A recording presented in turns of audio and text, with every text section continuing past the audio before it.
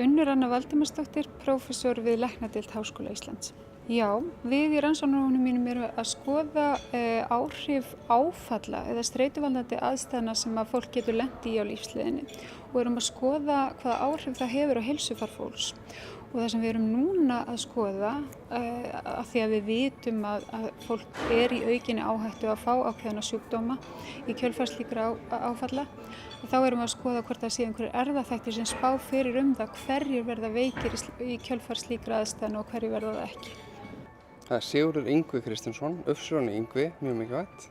Ég er prófessor í blóðsjúkdómum við Háskóla Íslands og sérfræðingur á Landspítalanum. Ég fer fyrir rannsóknarhópi hér við Háskólann sem er aðalega einblína á að skoða mergæxli sem er krabbamein í beinmerg. Við erum að skoða áhættuþætti fyrir sjúkdóminn, horfur sjúkdómsins og svo núna nýjasta rannsókn okkar er að skoða hvort að mergæxli sé einn af þeim sjúkdómum sem við ættum að skima fyrir til þess að lengja líf einstaklinga með þennan sjúkdóm. Ég heiti Inga Dóra Sigfúsdóttir og ég starfa sem prófessor hérna við Háskólann í Reykjavík og líka við Columbia Háskóla og svo er ég gestaprófessor við Karolinska Institútið í Stokkhólmi. Ég hef verið að sinna rannsóknum á börnum og ungmennum þar sem við erum að skilja forspárþætti, heilsu, líðanar og hegðunar. Við höfum verið að sinna þessu rannsóknum síðastliðin 20 ár og Life Course verkefnið sem ég fekk styrkinn til er raun og veru framhald af þeim rannsóknum sem við höfum verið að gera og fer meira á dýptina og hjálpar okkur að skilja betur samhengi heilsu, líðanar og hegðunar meðal barna og ungmenna.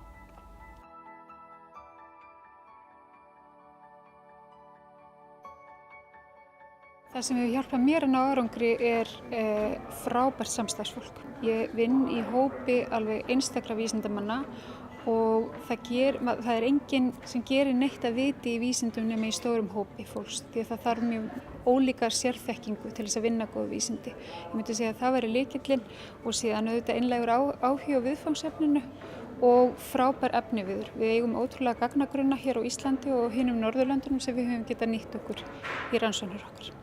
Ég hef verið ótrúlega heppinn með samstarfsfólk, það er nú aðalmálið. Ég flutti frá Svíþjóð 2012 og hef síðan þá bætt við mig frábæru starfsfólki sem hefur staðið með mér og tekið þátt í þessu starfi, það er nú aðalega það. Svo höfum við verið mjög heppinn hópurinn með rannsóknarstyrki, bæði hérlendis og erlendis og svo er það samstarf við erlendar háskólastofnanir sem er svolítið lykilatriði að þessum rannsóknum sem við erum að gera hér. Alþjóða samstarfið er lykilatriði. Vísindin eru auðvitað alþjóðleg og þau krefjast þess að við störfum með fólki sem kemur víða að og við í verkefninu okkar erum við að vinna með fólki í mörgum mismunandi löndum. Hvað fjármagni varðar þá er þetta verkefni það stórt að við myndum ekki geta fjármagnað það með því sem við höfum úr að móða hér á Íslandi. Þannig að alþjóðastyrkir eða alþjóðlegt fjármagn er forsenda þess að við náum að gera það sem við erum að gera í þessu verkefni. Þessi nýji ERC-styrkur gerur okkur kleift að vinna þetta stóra verkefni. Þetta væri í rauninni ekki mögulegt með því fjármagni sem hægt er að fá hér innanlands.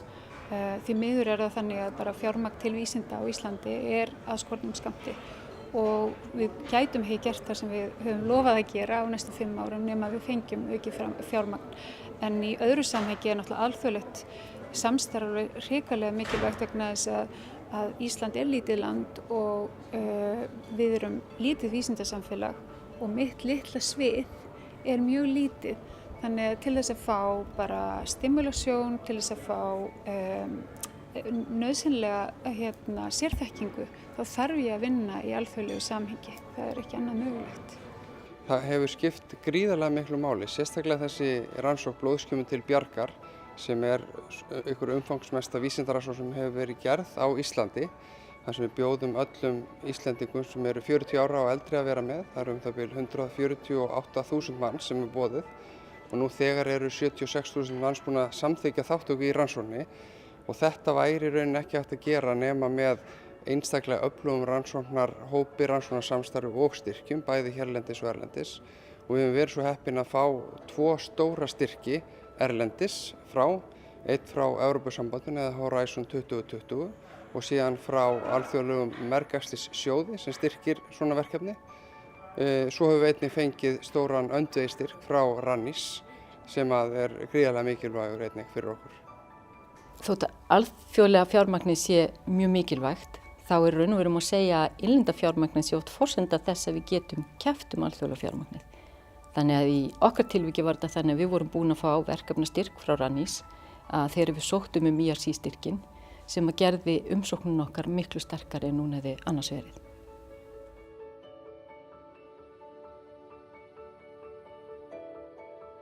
Innlend stuðningskerfi hefur nýst mér að því leytinu til að hér hef ég aðgang að innlendu samkeppnisstyrkjum og ég hef fengið nokkra slíka, verið þess heiðurs aðnjótandi og það hefur verið mikilvægt fyrir okkur að vinna minni vísindaverkefni sem þó hafa verið verðug og hafa verið svona forsenda þess að við höfum getað sótt út til Evrópu og fengið stærri styrki.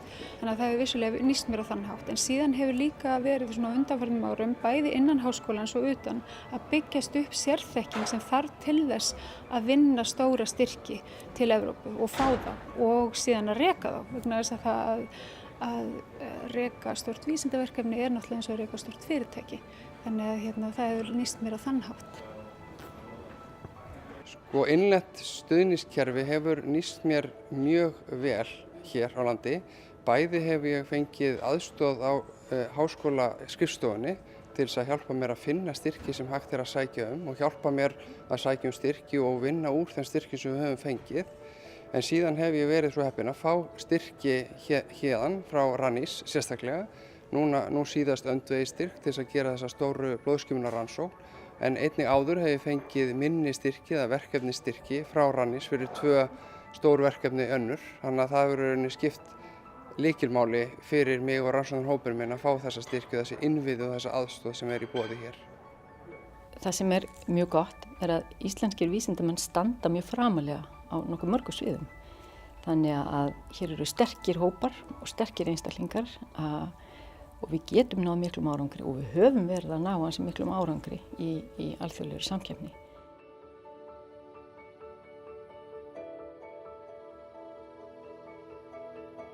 Það því miður og meira segja góðæri verið að draga úr framlögum ríkisins til vísinda, til háskólans og til vísinda. Og það voða erfitt að búa við það í góðæri. Og ég held að við erum bara frekar lítið svona meðvituð mikilvægi vísinda á Íslandi. Við erum fyrst og fremst menningarsamfélag. Þannig að menningin á alltaf átómatískt samúð okkar. Ég búið í fjölmörgum löndum og þar samúð með vísindum og svona meðvitundum mikilvægi þeirra miklu meiri. Þannig að það er svolítið sérstakt, gott og vel að við byggjum hörpur og svona, en við eigum ónýtan spítala og við erum að fækka námsgreinum við Háskóla Íslands og við getum ekki unnið þær rannsóknir sem við viljum vinna. Það svolítið slæmt í góðæri. Ég held að það væri hægt að bæta kannski sérstaklega þannig aðkomu háskólans og að þessu og hjálpa vísindamönnum að hafa upp á styrkjunum, finna hvað í boði því að við vísindamennir erum oft upptekin við að sinna vísindunum. Við náum oft ekki að finna hvaða styrkir í boði og oft áttum við okkur á því eftir að deadline liðið að það var hann styrkur sem við hefðum viljað sækja í. Síðan mætti koma á kannski auknu samstarfi sérstaklega innan heilbrigðiskerfisins á milli háskólans og Landspítalans rannsóknir og virkja betur báðar þessar hliðar, háskólan og lækna, hjúkrunarfræðing og fleiri innan heilbrigðiskerfisins til samstarfs. Ég held að það væri svolítið góður punktur. Það skiptir auðvitað máli að tryggja að fjármagnið sé nægilegt. Við þurfum sérstaklega að huga að því að styðja við unga vísindamenn. Það kannski það sem aðkallandi á næstu árum og áratugum. Við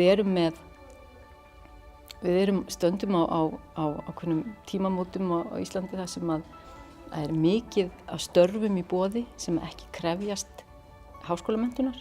Þau draga til sín ungt fólk.